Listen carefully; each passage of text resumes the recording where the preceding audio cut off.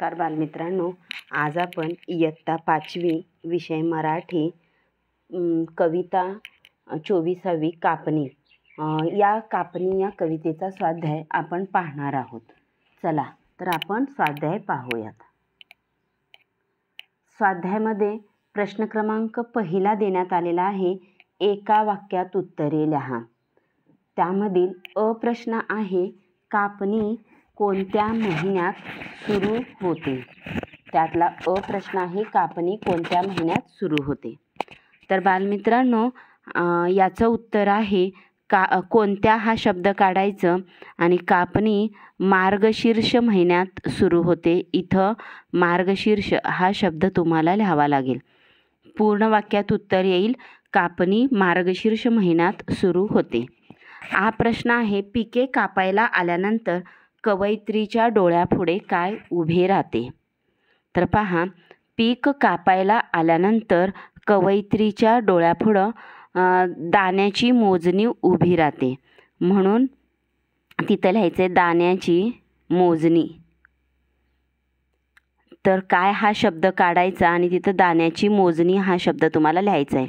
तर पहा, पीक कापायला आल्यानंतर कवयित्रीच्या डोळ्यापुढे दाण्याची मोजणी उभी राहते. ओके. ई प्रश्न, पिके कापणीच्या वेळी शेत कसे दिसते?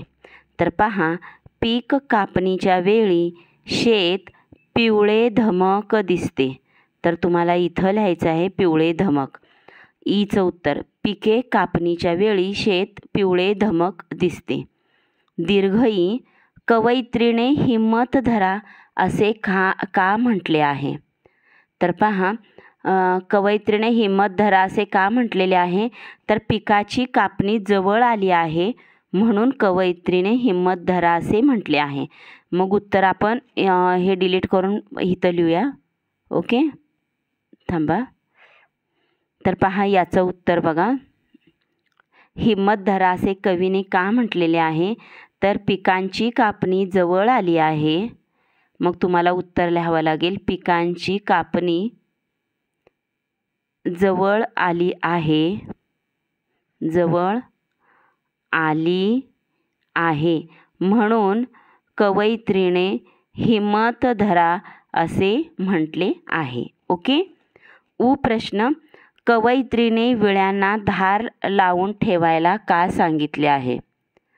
तर पहा, उत्तर आहे की कवयित्रीने धार लावायला का सांगितले आहे? तर त्याचं उत्तर आहे की पिकांची कापणी करण्यासाठी, पिकांची कापणी करण्यासाठी विळ्यांना धार लावून ठेवा असे कवयित्रीने सांगितलेले आहे. ओके.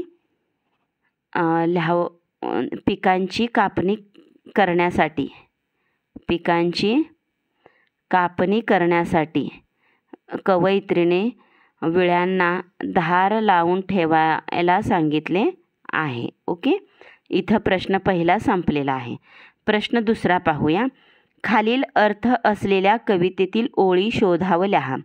त्यामध्ये अ आहे, आता कापणीला तयार व्हा, विळ्यांना धार लावून ठेवा.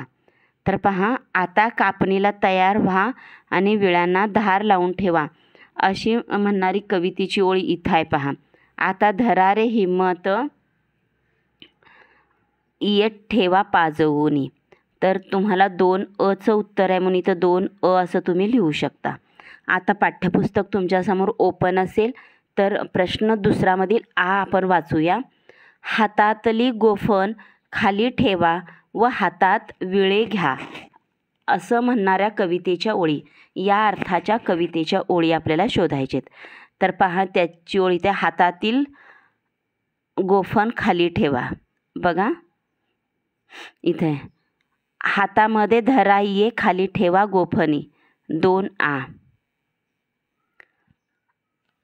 प्रश्न दुसऱ्यामधले ई आहे, कापलेल्या पिकाची रास लागलेली आहे. पहा, याचं उत्तर इथे आहे, कापलेल्या पिकाची रास लागलेली आहे. पहा इथे,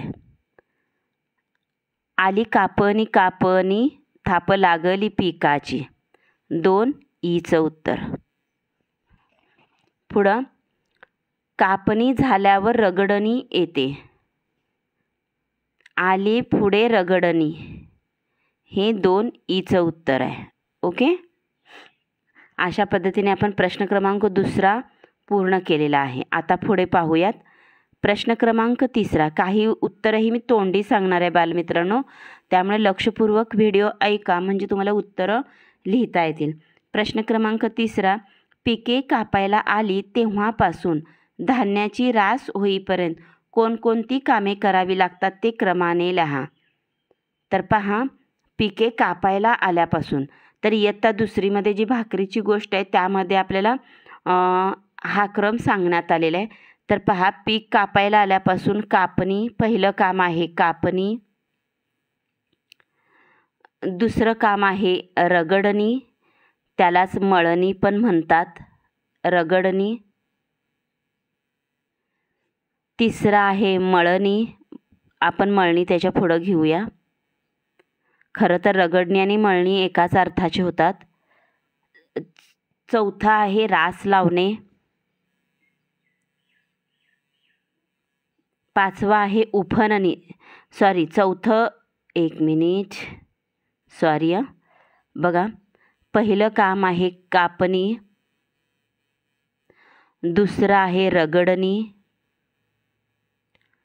तिसरं आहे मळणी, चौथा आहे उफणणी,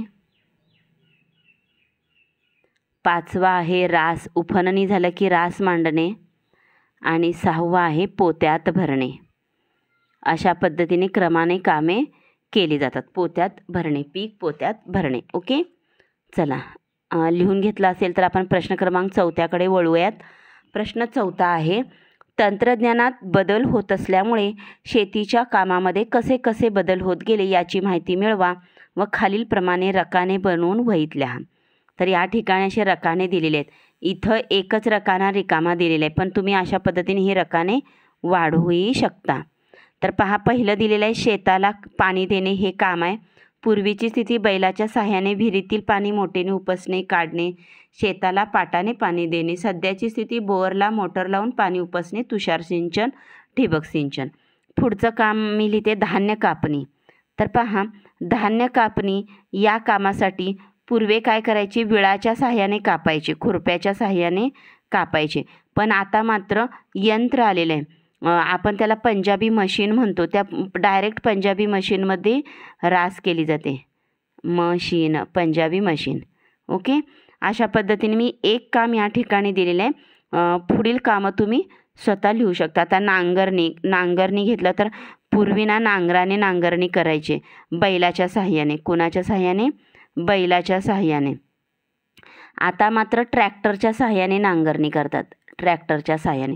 अशा पद्धतीने तुम्ही लिहू शकता. आणखी कोणती कामे आहेत ती शोधा आणि लिहा. पुढील प्रश्न आहे प्रश्न 5. डाव्या डोळ्याची पापणी खालीवर होते असा उल्लेख या कवितेत आला आहे. काहीतरी शुभ घडणार असेल तर असे म्हणतात. अशा अनेक समजुती समाजात रूढ आहेत. तुमचे आजी आजोबा, आई वडील, शेजारी, आसपासचे लोक यांच्याकडून समजुतीची माहिती घ्या, त्याची कारणे शिक्षकाकडून समजून घ्या, त्यामागील वैज्ञानिक कारण शोधा. तर पहिलं बघा, लक्षपूर्वक ऐका. पहिली समजूत आहे फुटलेल्या आरशात पाहू नये. वैज्ञानिक कारण आहे फुटलेल्या आरशाची काच हाताला लागू नये म्हणून असे म्हणतात. दुसरं उदाहरण आहे एकाच्या हाताखाली दुसऱ्याने हात धुवू नये. एकाखाली एक हात धुतलं तर प्रेम कमी होतं असं म्हणतात. पण याचं कारण आहे की वरचा हात धुताना त्याच्या हाताची जी घाण आहे ती खालच्याच्या हातावर बसू नये म्हणून तसं म्हटलं जातं. ओके, प्रश्न क्रमांक 6. ही कविता तुम्हाला आवडली का? या कवितेतील तुम्हाला आवडलेल्या ओळी लिहा. तर ही कविता मला खूप आवडलेल्या ओळी, कोणत्याही 4 ओळी तुम्ही या कवितेतले लिहू शकता. आता मला आवडलेली पहा. काप काप माझ्या इया, आली कापणी कापणी, थाप लागली पिकाची, आली डोयाले झापणी. असं तुम्ही कोणत्याही 4 ओळी लिहू शकता. प्रश्न क्रमांक 7. इया म्हणजे विळा. बहिणाबाई चौधरी आपल्या कवितेत व ऐवजी ई आणि ळ ऐवजी यचा वापर करतात. कवितेत आलेले असे शब्द लिहा. तर आपण कवितेतच असे शब्द शोधण्याचा प्रयत्न करूया. तर पहा इथं मी कवितेतच तुम्हाला हे शब्द सांगेन.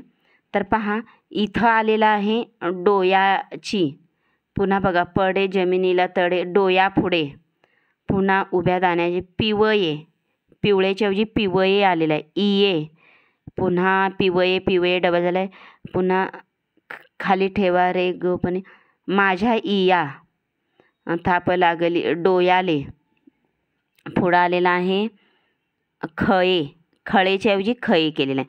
तर हे शब्द तुम्ही त्याचं उत्तर म्हणून लिहू शकता. तर प्रश्न क्रमांक 7व्याचं हे उत्तर आहे. तुम्ही पाठ्यपुस्तकामध्ये असे टिकमार्क करून घ्या. पुन्हा एकदा वाचते पहा. डोयाची, डोयापुढे, पिवये, इये, इया, डोयाले, खये. ओके. चला प्रश्न क्रमांक 8वा आपण आता पाहूयात. प्रश्न क्रमांक 8वा पहा. खालील वाक्य वाचा, त्यातील समानार्थी शब्द शोधा व लिहा. तर आपण वाक्य वाचूया. इथं पहा, शाळेचा संघ जिंकलेला पाहून संतोषचा आनंद गगनात मावेना. संतोष आणि आनंद इथं समानार्थीचं चिन्ह द्यायचं आणि आनंद असं लिहायचं आहे. तर आता खालील जे शब्द मी फक्त अधोरेखित करणार आहे, तुम्ही मात्र ते समानार्थी शब्द त्या वाक्याखाली लिहून काढायचे आहेत. ओके. पंकज आणि सरोजला कमळाचे फूल खूप आवडते. तर पंकज, सरोज आणि कमळ. कमळ या शब्दाचे समानार्थी शब्द पंकज आणि सरोज. सौदामिनीने आकाशात वीज कडाडताना पाहिले. सौदामिनी आणि वीज, वीजला समानार्थी शब्द सौदामिनी. रजनी, यामिनी या निशाच्या घरी रात्री गेल्या.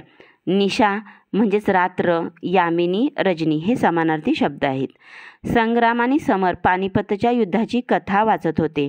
युद्ध या समानार्थी शब्द समर, संग्राम. सुमन, कुमुद आणि कुसुम यांनी शाळेतील कार्यक्रमासाठी फुले गोळा केली. फूल या शब्दासाठी समानार्थी शब्द कुसुम, कुमुद, सुमन.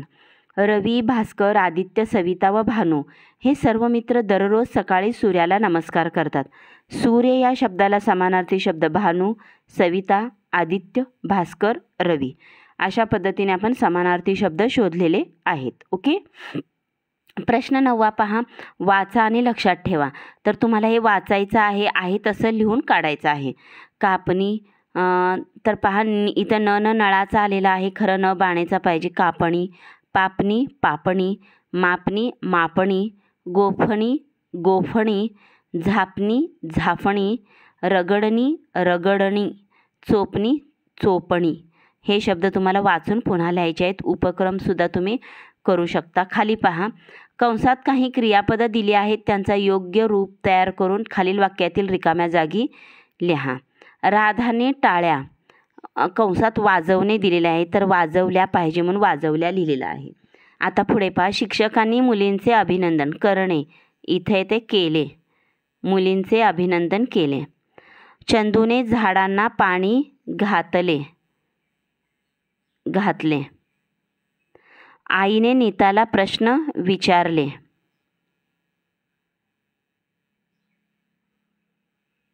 पुढं. मंदा गाणी छान म्हणते. मंदा गाणी छान म्हणते. अशा पद्धतीने तुम्हाला लिहायचं आहे. चला पुढे. कंसातील सूचनेनुसार वाक्य बदलून पुन्हा लिही. तर पहा. आकाशात ढग येताच मोर नाचू लागला. मोरच्या ऐवजी मुले घ्यायचेत. मग आपल्याला काय लिहावं लागेल?